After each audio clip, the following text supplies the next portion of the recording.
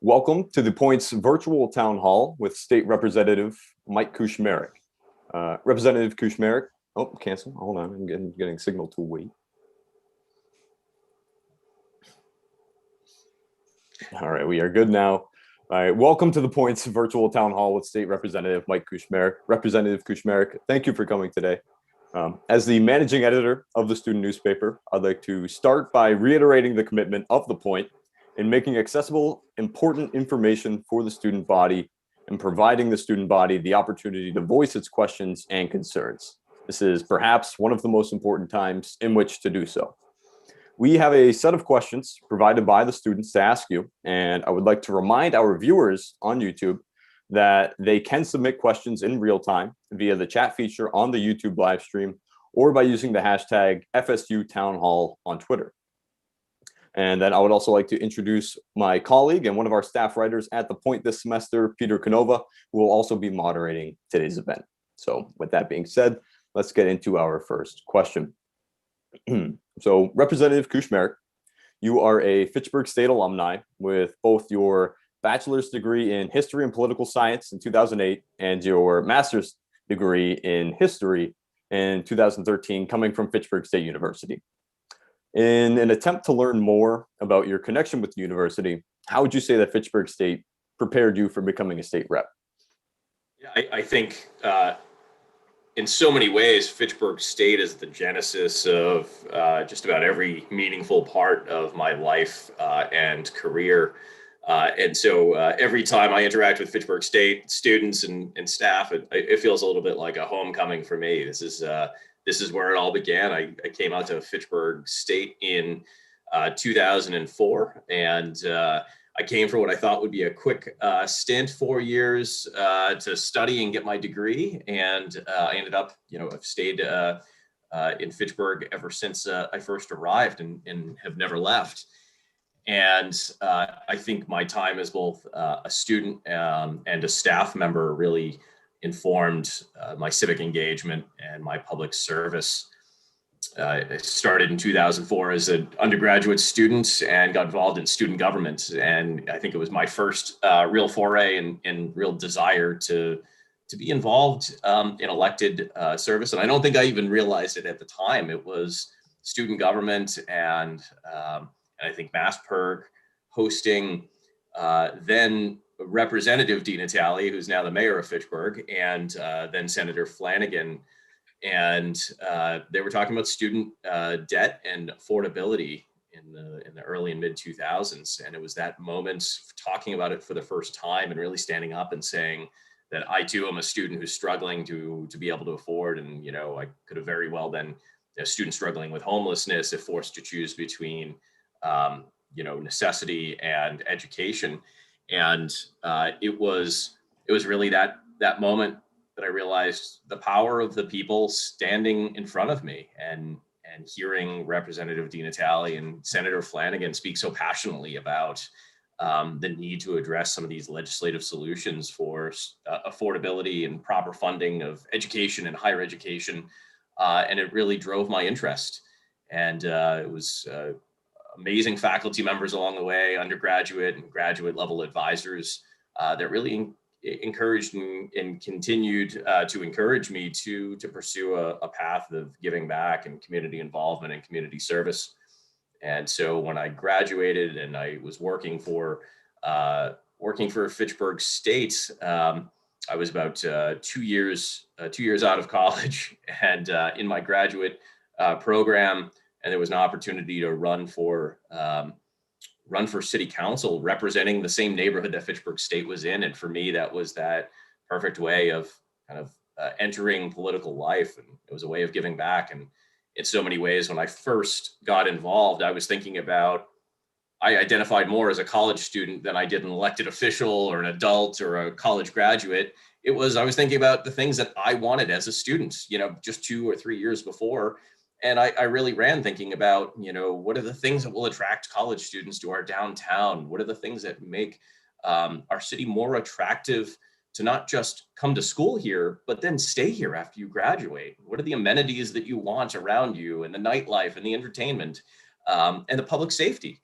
in the infrastructure and looking around about, how we as a city are a better host to the university and vice versa, and how the university is a better guest and tenant of the city of Fitchburg. And those were the things that really helped inform the initial part of my experience on the city council and my desire to give back. And from there, I launched out as to the more I learned about the city of Fitchburg, the more I loved, and the more I served, the more I wanted to serve the population as a whole.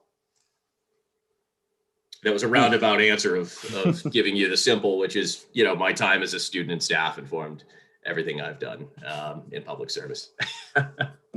You mentioned a bit, thinking back to your time as a student, you mentioned you were a part of SGA. Can you speak to your experience as a part of that? Sure. It really got involved my final 2 years at Fitchburg State. And, I think my first 2 years, I was focused on both my studies and the social aspect of school. And I think as I kind of entered the second part of my time, I realized that, wow, this is going to come to an end a lot quicker than I thought. And, I realized how much I cared for my time as a student and how much I cared about the institution. And there were always small things, I think, as a student that seemed like make or break moments, like almost crises of conscience when you're there. And for me, I think as I started talking about, there would be small complaints and things you wanted to improve as a student. And it was you have no right to complain if you don't get involved. And it was really, okay, well, let's get involved. How do I do that? And it was, my class officer saying, like, start coming to a meeting and, join the SGA was structured a little bit different. So I joined kind of the General Assembly, the Senate then, and then from there entered as an officer for my class in my senior year, and then eventually served as acting vice president of my class when I graduated.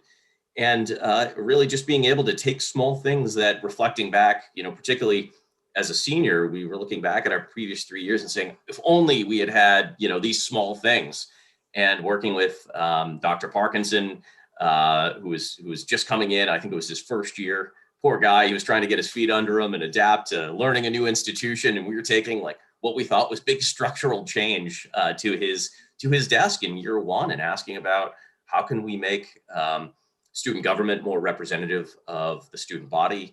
How could we get student government to have a bigger voice and get more attention from the administration, and ensuring that every voice is heard, and also talking about things of how we better represent commuter students and non-traditional students, and not just the full-time undergraduate day students that I think student government was traditionally that was their bread and butter. And so those moments really excited me about talking about representing people and making sure that we're open and receptive to hearing other people's concerns, and hearing different viewpoints of the university that I knew and loved. I should say it was a college then too. Yes, Fitchburg State College, of course. That change made around the turn of the decade. That's right. So aside from SGA, I mean, I think you mentioned a bit about hearing from then State Representative Dina Talley. What other kinds of say, like internships, or how else were you getting involved in the area while you were at Fitchburg State? Yeah, so I was a admissions tour guide for a while, and I absolutely loved that.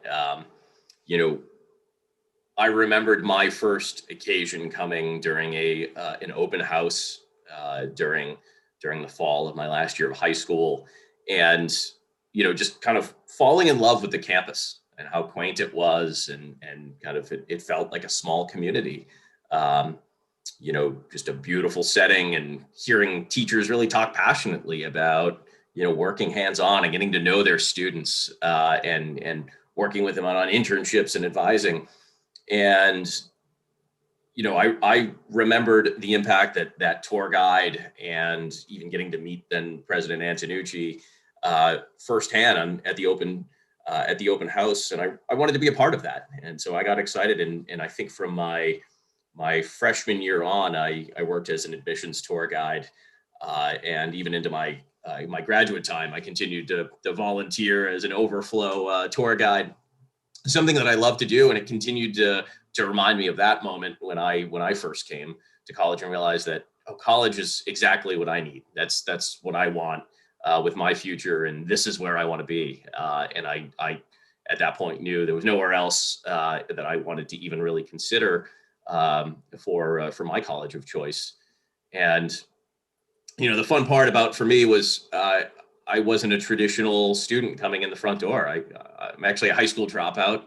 I dropped out at the end of my junior year of high school, and I came from a family that really struggled, financially, and we had a number of other struggles. And for me, this was kind of, Fitchburg State was my ticket out. And so I dropped out of high school and had a GED, and I took some college courses at North Shore Community College. And at that time, a GED wasn't recognized as truly equivalent to a high school diploma. So there was a lot of lobbying to the admissions office about, let me in. Like I did the open house. I love this place. I have good grades in high school and good grades at the community college. Just accept me. And at that time, the admission, it was a full admission, no more room in the dorms. And I was persistent, though. I called, I think, 180 straight business days to the poor admissions team.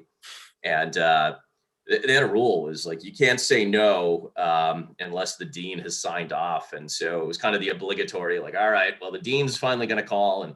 And it's Pam McCafferty, who's still at Fitchburg State in a different role. And she called and went to give me kind of the obligatory, like, well, thanks, you gave it a good college try, apply back for the winter semester and we'll see what we can do. But I just wouldn't. I was so stubborn. I didn't take no for an answer.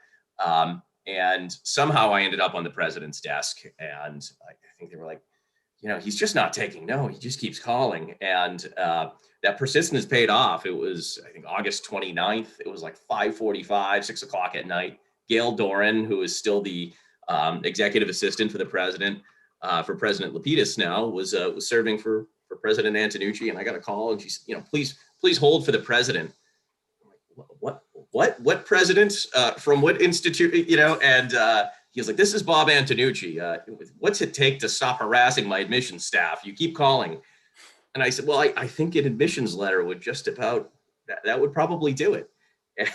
And he was like, so if I give you an admissions letter saying you come here in the fall, you'll stop calling. Yeah, that'll do it. And he was like, good, accepted. I'll get that letter faxed to you tonight. He was like, please just stop calling. And so he accepted me, and he was like, well, you need anything else since you're on the phone? And I'm like, well, I need a dorm room too. And he's like, 2 days before you move in, you've got to be kidding me. But sure enough, they found a temporary room for me, and the rest was history.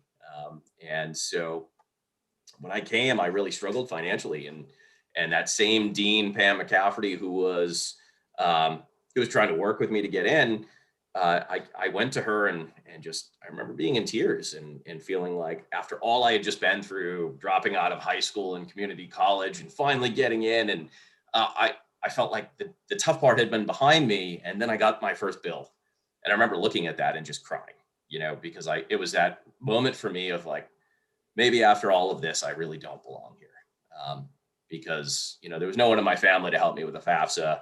I kind of toughed my way through it. I didn't get it in time at the time. And I really did feel like that was the end of the road. Like, at some point, the bill comes due and I can't pay. And I went to Pam McCafferty to thank her and just to say, is there anything else I can do? And I was, again, in tears. And she called over to the fundraising office, the development office, as they call it. And a young fundraiser came across the street and said, kid, why don't you go back to class? I'm going to work with the dean here, and we're going to find you a scholarship. We're going to find a donor who can step up to the plate and help you for the next 6 months until we get you into the next semester. And they did. And I got to meet that donor. I remember thinking, wow, what an amazing job. This is someone who's making someone's dream come true. And I got the sense that they did it for more than just, me, that there were so many other students there. And I kind of promised myself, if I ever get the chance, I'm going to repay that favor. And um, so as a student, I ended up working in the call center and making phone calls to alumni and donors asking for donations. Later on, 5 years down the road, I ended up running the team that did it, and I ended up taking the job of the person, that young fundraiser who came across the street. I ended up taking his job when he left. And I ran the call center staff and became a major gift fundraiser for Fitchburg State. And eventually he came back as a vice president, and I worked for him for about 5 years as well, and got to really learn from the person who empowered me and gave me that opportunity. So, um, there's so many things that as a student really made me kind of look around and say, wow, this is an amazing place. And so my advice to students is, take that assessment as you're going through, and the things that you love, find a way to give back and make sure that next class of students, whether it's the one right behind you or it's the one 10 years behind you, has those same opportunities or even better ones. And because it becomes that much more fulfilling for you.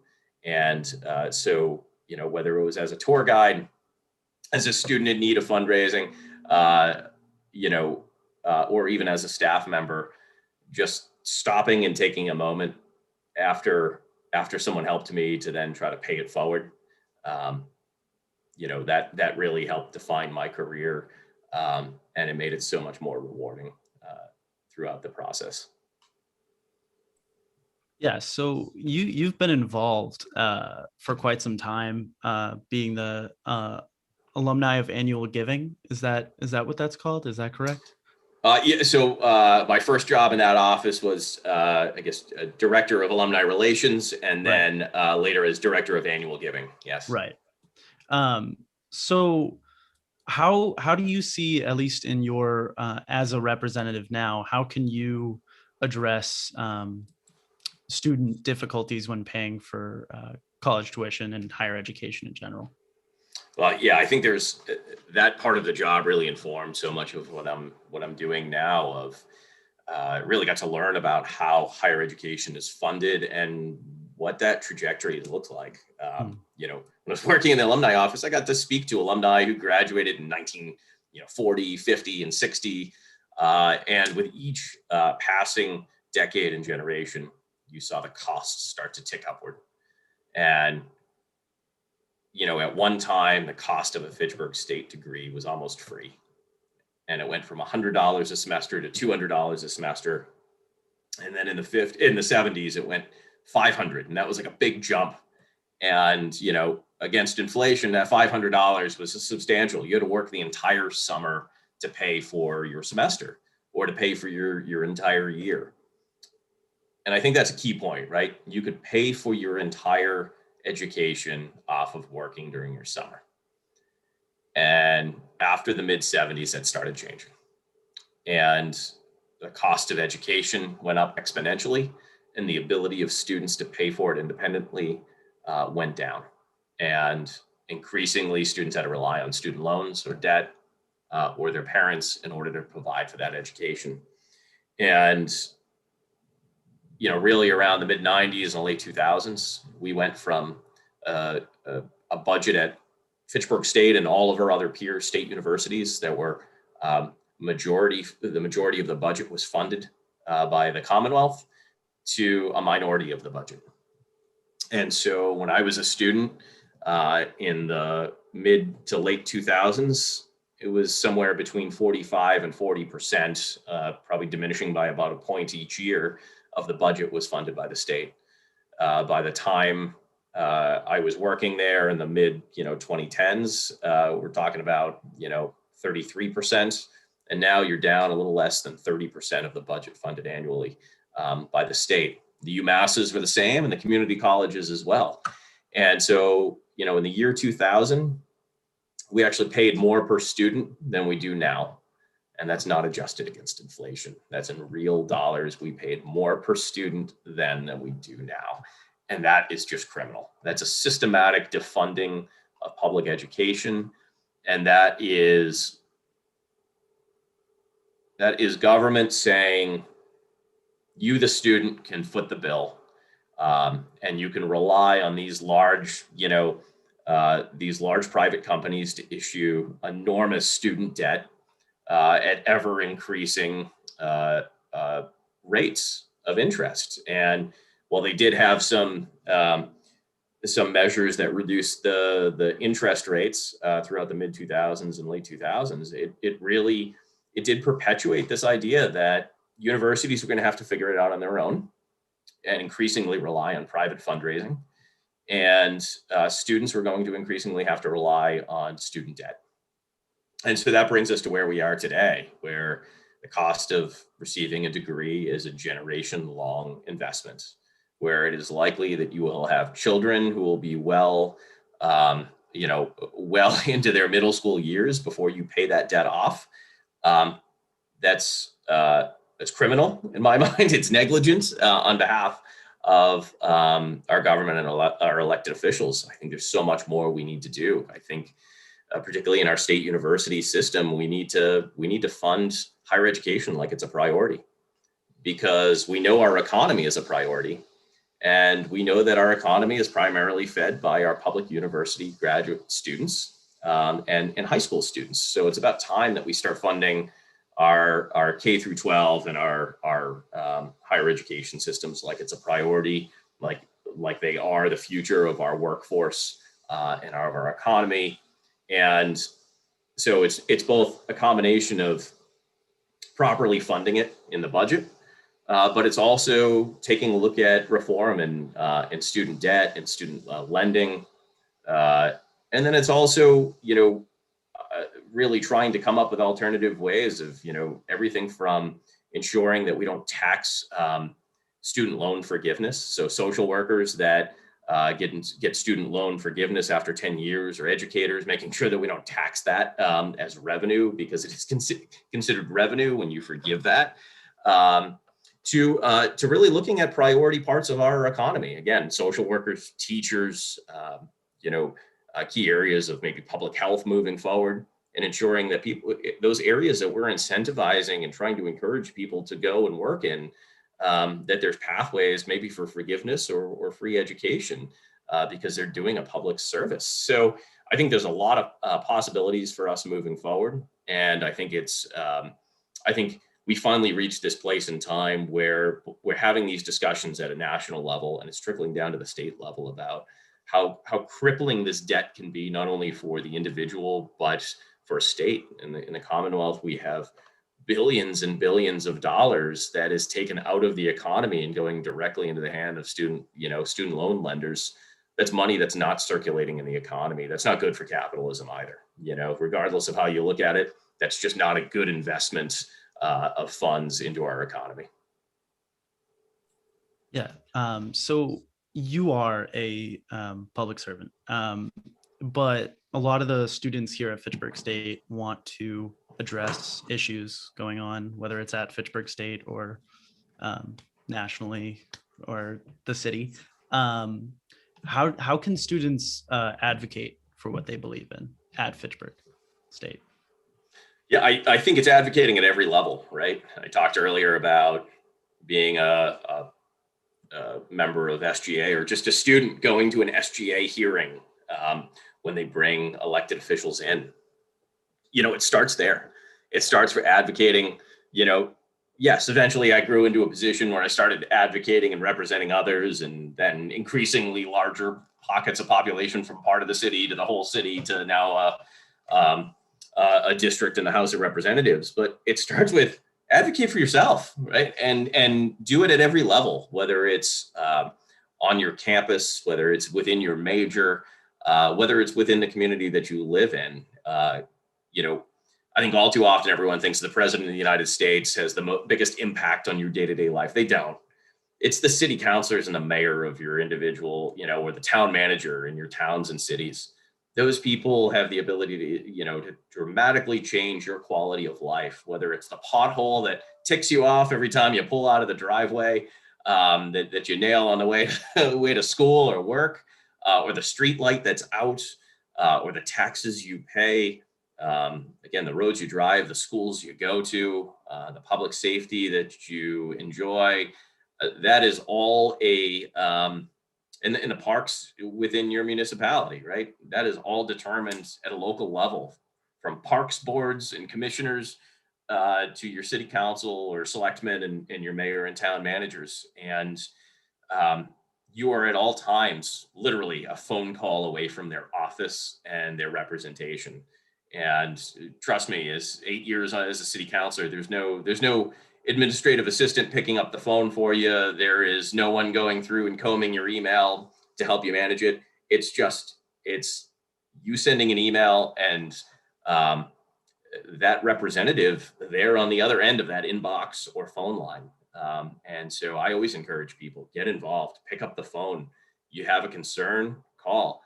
And I'll say, moving into the State House, that separation isn't all that different. While we were talking, I just had I had a call come through. It rings directly from my district line onto my cell phone. I get the voicemail on my line, and 90% of the calls that I get on my phone, I'm calling back. You send an email to my inbox, I'm responding to it, or I'm sending it over to my legislative aide and asking them to respond.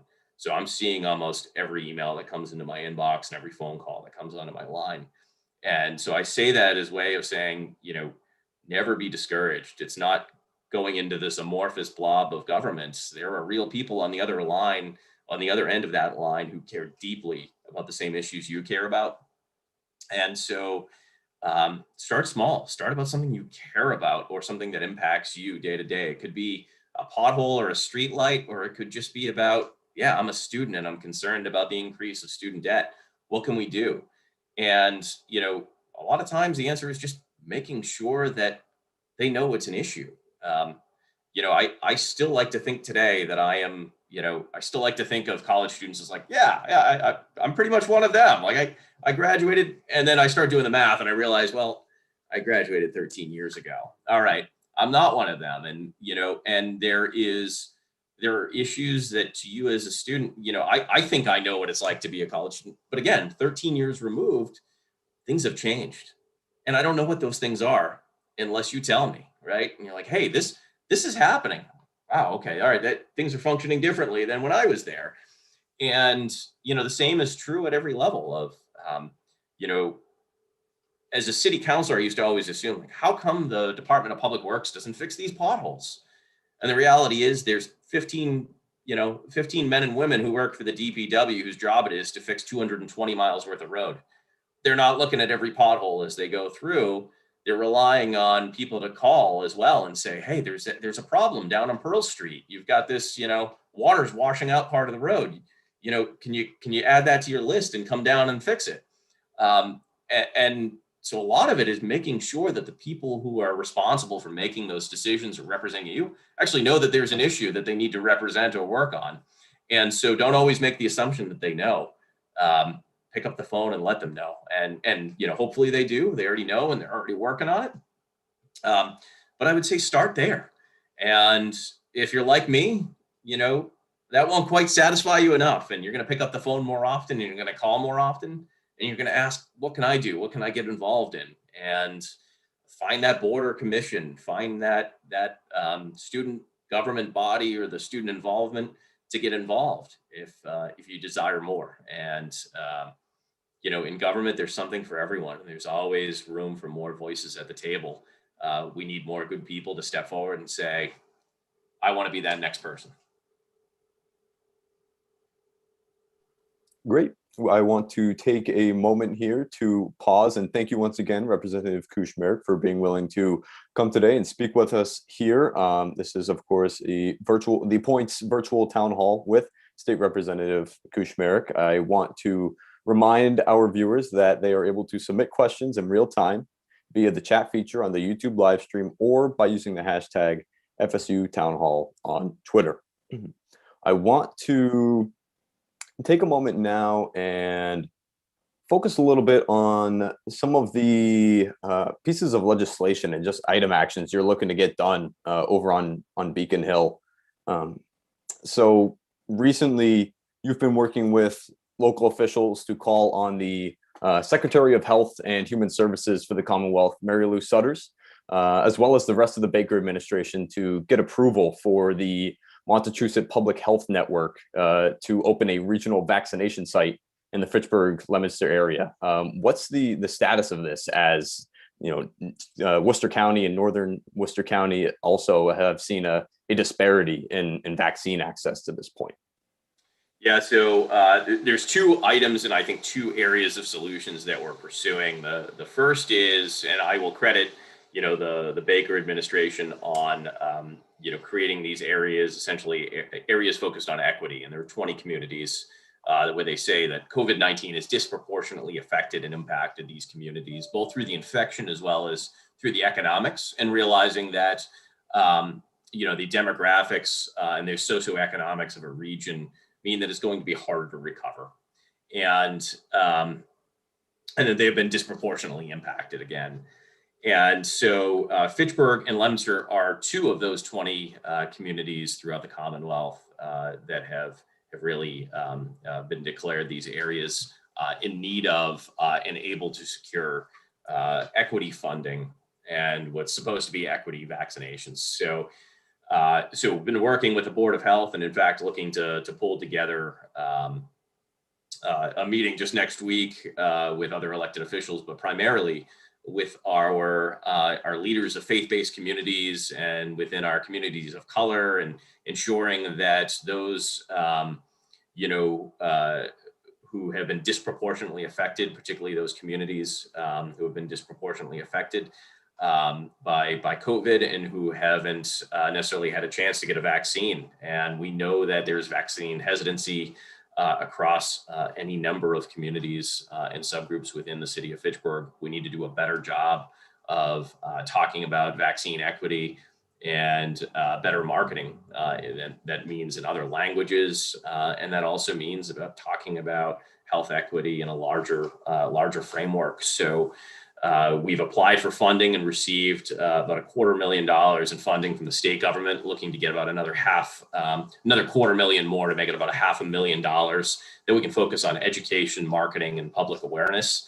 And again, multilingual and really getting to the community-based level and talking to our faith-based communities and within churches and in neighborhoods, and really talking, to folks where they are, not making them come to us to have that conversation about vaccine, vaccine hesitancy and vaccine education.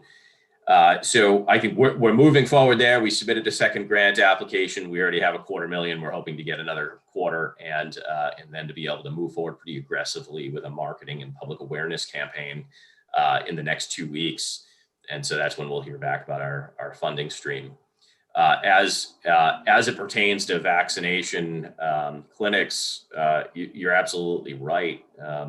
You look at a map of where whether it's a mass vaccination site, private sites like CVS and Walgreens, or when we start talking about regional sites, there's a glaring hole in north central Massachusetts.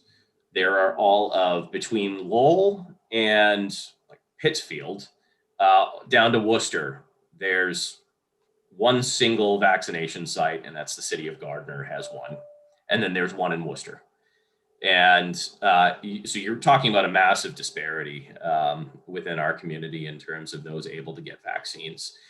And so we've, Senator Cronin, Representative Higgins, and I have been working collaboratively across our entire legislative delegation, including reps from Littleton all the way to Athol, calling for there to be a second vaccination site added within our community, particularly in those two communities, Fitchburg, Leominster, who have been disproportionately impacted. We submitted the application. We're trying to rally the delegation yet again to send another letter and another communication to Governor Baker's administration, calling on him to act quickly and swiftly to announce and to open a vaccination site right on the Fitchburg-Leominster line. So, Fitchburg State has been an incredible player in this, helping to to bring forward both offers of, of staffing in conjunction with the nursing department, as well as additional assistance on, facilities and locations. And this has been a wonderful, regional collaborative effort where, every level of government from federal, state, down onto local, and then across municipalities are all working together seamlessly. Now we need, now we need the final stamp of approval. And it really it does come down to one or two people in state government saying, yes, okay, we approve. And so, I'm optimistic that we as a city have taken every single step necessary to secure a facility, and all of the due diligence has been done. And it is an incredible effort. I mean, there's it's a 30-page application to put this into the state. Everything from, do you have adequate parking and access off the highway, and access to internet, what type of restroom facilities are available on site, and, are you prepared with backup generators to keep the freezers going? Are the freezers, properly capable of handling both a Pfizer and a Moderna vaccine? Those are all of the questions that have to be asked and answered. Do you have enough qualified folks to dispense the vaccinations? And that's a key part where Fitchburg State has really come in to help us answer some of the questions around, ensuring that we'll have enough qualified folks able to administer vaccinations. So incredibly thrilled to be able to work with President Lapidus, who's just been a tremendous resource in helping us move forward with this application to the state. So, I'm guardedly optimistic that we'll have a site announced in the next 4 to 6 weeks right here in Fitchburg. But again, that comes from the good graces of the governor, who has to sign off on this application. So how do you think that the Fitchburg area is going to fare? I think you hit on this a little bit. How do you think the Fitchburg area is going to fare when the vaccine becomes available to more citizens come mid to late April, once everybody over the age of 16 is eligible? So great question. I think first, there's an overwhelming demand right now. We know that, in 2 weeks' time, when the entire general population become available to get the vaccine from age 16 plus, we know there'll be a deluge, right? And everyone will be raising their hand. And that is one of those, even if you had the vaccine clinic, you're not going to have enough capacity to handle everyone at once, right? So I know that we'll have an initial burst of activity. With that vaccine equity and that education piece and the marketing and public, relations comes in, is really key to making sure that after that initial rush, that our communities of color and those people that have traditionally had to face, systematic racism in our institutions and socioeconomic barriers, people that traditionally they hear that, oh, you get sick the next day sometimes. I can't take a day off of work. Making sure that we're working within those communities to make sure that we're eliminating all of those barriers. Because I get it. You have a day where you're sick the next day after a vaccine. They're concerned about, how am I going to work? How am I going to care for my kids? So how do we work on vaccine delivery and distribution that allow for folks to be able to get it during a second shift, for example, or be able to get it, at the end of a work week, so they have a weekend, or vice versa, because they work during the weekends. And we really need to think of all the different scenarios for different communities and demographics who, for one reason or another, may be precluded from vaccination. So I don't want us to wake up, in 3 months and say, how come our communities of color, our Latinos and African American community, don't have enough vaccine? And we can't blame those communities on not getting the vaccine. We have to do some real work to make sure that our healthcare systems are properly speaking to these communities in a language and in a physical location that is comfortable and receptive to them. So there's a lot of work, and I think this is, in so many ways, COVID has revealed some of the underlying issues in our society around structural, racism and inequities, and that's revealed the work that we need to do, and we need to address it in real time. We can't say, oh, well, that's a conversation we need to have over another decade. No, we can't wait for that. Lives are at stake.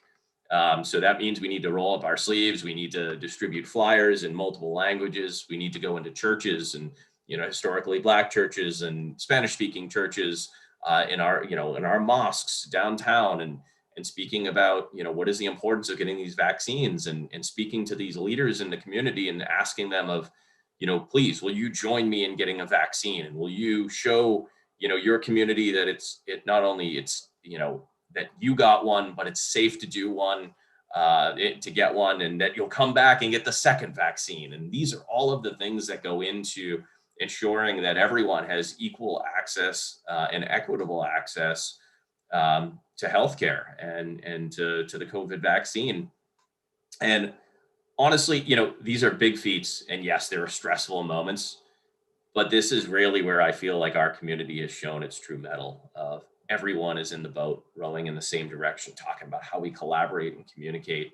And, dozens of people across so many different communities are coming forward and saying, hey, have we thought about this? Can we talk about that? There's always going to be room for improvement, but I am really thrilled that our community is showing its true colors right now in terms of equitable access to this vaccine, and showing that we care about everyone in our community. You mentioned it a little bit in regards to some of the things that have been highlighted as a result of COVID. What are some things that you actually do see as changing structurally as a result of the way we've seen COVID impact our society beyond even, I know we've talked a bit about healthcare just now, if there's anything else that comes to mind? I think everything is changing, right? We are seeing increasingly, this is North Central Massachusetts is seeing the hottest real estate market it's perhaps ever seen. At one point, a couple of weeks ago, there were only 15 houses for sale in the entire city. We've never seen anything like that. We're seeing that people are increasingly selling their homes to the east and looking to relocate to central and western parts of the state to have, access to property, so their kids can go outside and play, because they don't have the same access to parks and amenities that they used to in the eastern part of the state. So we're seeing a physical relocation of people. With that comes opportunity, but it also comes challenges too. It means we're pricing people out, and that we're seeing, what used to be market rate or affordable rental prices in this region skyrocket. So we need to work on that. It's both a good and a bad thing, challenges and opportunities simultaneously presenting themselves. We are also seeing that, there was always that gap of being able to provide the same number of jobs to really make ourselves, a successful community. And now we're seeing that people are able to take their job in Boston. They no longer have to worry about commuting into the city 5 days a week. In some cases, they're commuting 2 or 3 days a week, which seems manageable to do that drive. That is no longer the same 2-hour drive it used to be, 13 months ago. But also, in some cases, there are folks who are completely telecommuting. And so you're seeing, in some ways, a redistribution of wealth and a more equitable distribution of wealth across the Commonwealth. And I think that's a positive thing of, you can have all of the amenities of central or western Massachusetts right here. You can have a mountain 15 minutes from your home. You could be hiking in Wetatic or Wachusett within a 15 or 20 minute drive. You can have more parks per capita than just about any municipality in the Commonwealth. And you can do that right here from the city of Fitchburg while working, at, you name it, whether it's GE or Northeastern University, and you can do that right from your backyard in Fitchburg. And I think that's an amazing asset and opportunity for us because of COVID. And I also think we're starting to change the way we look at, early childhood education and childcare. If I told you that we were talking about universal childcare and pre-K programs 24 months ago, you would have said, wow, that's a radical idea. Wow, he must really be on the fringe of the political spectrum right now. I can tell you today that we're all talking about it. And it's not a left or a right issue. This is about this is about equity. It's about employment. It's about, economic development. It's about getting our workforce back and growing back stronger and more resilient than we were before. And so it's really fascinating to hear these conversations, evolve dramatically and so quickly. And I think right now we're talking about, how do we expand our child care and pre-K programs? How do we do that quickly? How do we do that equitably? How do we infuse this industry with more money? How do we make it a more attractive profession? All of these conversations are happening simultaneously because we realized that our economy shut down when parents couldn't get back to work. When kids are at home, it really revealed the impact of parents on the economy. And I think it also revealed that for decades and generations, there have been people who have been unable to send their children to childcare, either because their region doesn't have enough seats and availability, and because some people can't afford it. And I think we started to realize that very quickly over these past, 13 months, the inequities revealed themselves, but also the incredible opportunity ahead if we were to really aggressively move towards pre-K opportunities and childcare for everyone. And it's something that's both endorsed, by the Chamber of Commerce and our progressive groups alike. And that's exciting because that's showing opportunity for bipartisan growth and a move forward where we can agree on items that, both protect workers and grow worker rights, but also improve the economy in one fell swoop. And so I'm excited about some of the opportunities that COVID has also revealed within our society. And, I think there's a lot of topics, not enough to cover in the next 12 minutes, but excited about what lies ahead there too. So one topic I am hoping that we can touch on a bit here, myself being a Fitchburg State student, and I think a large portion of our audience being a Fitchburg State student, there are oftentimes concerns from students that it doesn't feel like there's enough to do off campus, that a lot of times we're told, stay on campus. There's really not too much to do beyond the grounds here at Fitchburg State University. And so I know that recently you took a walking tour last week, and you were thinking about some of these things in regards to how to get Fitchburg State students more involved. So I was just hoping you could speak to that topic. Yeah, there is a ton happening right now, just a stone's throw away from you. And in the next 3 months, we're looking at 2 restaurants opening, and by someone who has proven that they can be successful in North Central Massachusetts and right here in Fitchburg. So the owner of Dario's of both Lunenburg and Fitchburg will be opening another Italian cuisine restaurant right across from City Hall, and it'll also be opening an authentic Mexican and Central American restaurant right across from Blossom Street and where Beamer's used to be. And that will open on Cinco de Mayo, and I think the other opens on or for Mother's Day, I think is the goal. And so exciting to see 2 restaurants open there, but there's a kind of a test kitchen concept or a shared kitchen concept that would allow some micro businesses and restaurants to emerge as well. And that space has already been outfitted, and kind of COVID dampened some of the impact there, but I think we'll start to see some of those efforts come back online over the next year. So I think we're looking at 3 different, restaurant spaces coming online, looking at potentially, right next to the bowling alley at Putnam Lanes. And I know most students don't even know we have a bowling alley, a quarter-mile walk from campus, but we do. And looking at, potentially building a dairy bar or ice cream place right next door to it. So in theory, you could, you go out for drinks at one place, go get an ice cream, go bowling, and then have dinner. And, I think, again, 24 months ago, that would have seemed like a foreign concept of being able to do in downtown Fitchburg. And now we're months away or within a year away of making that all a reality, of being able to go out and spend an entire day or an entire night in the downtown of Fitchburg. And Fitchburg State's a key partner in doing all of that, helping us develop our downtown, really a key part with the theater block coming online and having some of the game design labs down there and the Idea Lab right on Main Street, but also looking, as we work as a city and a state to fund the whole development of that theater and bringing some of the performing arts back to Main Street.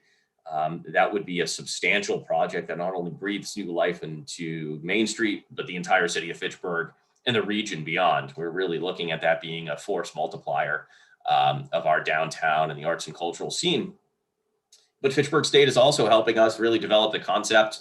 They were involved in the initial stages, and now the Art Museum and New View Communities, our local community development center, are really driving this across the finish line. That's the old B.F. Brown School, and you'll see it's an old boarded up high school right next to the Art Museum. And there was a kind of a tragic fire a couple of years ago that slowed us down by a couple of years, but that project is now back moving forward, and we're in the final stage of, in the next 12 to 18 months, we're expecting to secure the last remaining funding through state granted tax credits that'll allow that project to move forward and create market rate and affordable housing for artists. And, you could have everywhere from a Fitchburg State photography student who's launching their own business to a local potter and musicians being able to have an artist colony, loft and business space. And we know everywhere in the Commonwealth that such a concept has emerged, and there's only a handful of them, but they've all been tremendously successful, and they have wait lists that span years to be able to get space there. That's coming. We're 18 months away from potential construction there, and so there's dozens of projects coming online. But I think within the next 4 to 6 years, we're going to see a vibrant, life downtown of people walking around, people living downtown. And just this past week, I toured an apartment complex that's coming online right on the corner of Blossom Street and Crescent, right near Main Street. $1.6 million investment made by a 34-year-old developer.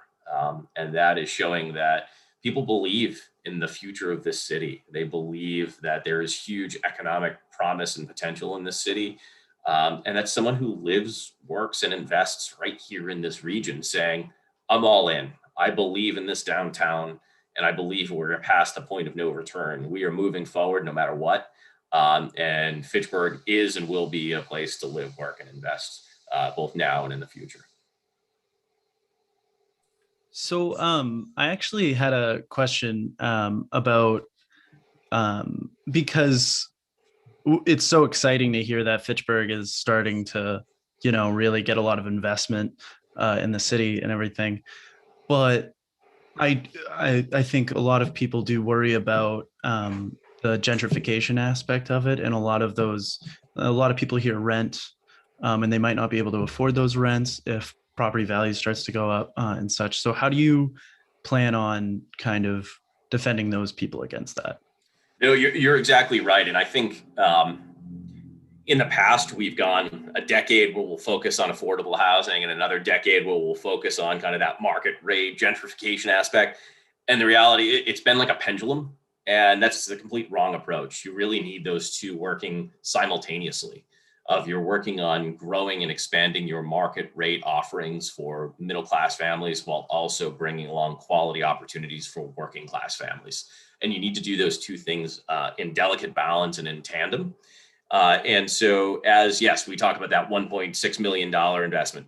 Those are market rate housing. Those will be geared towards young working professionals and young families that are making that kind of middle-class income. But at the same time, we're also looking at, and this was really the crux of that walking tour, was better understanding how that balance of housing combined with economic development really unlock each other's potential. And so right now in Main Street alone, 15 years ago, and even when I joined the city council, 8-9 years ago, the talk was about we don't need more housing in our downtown.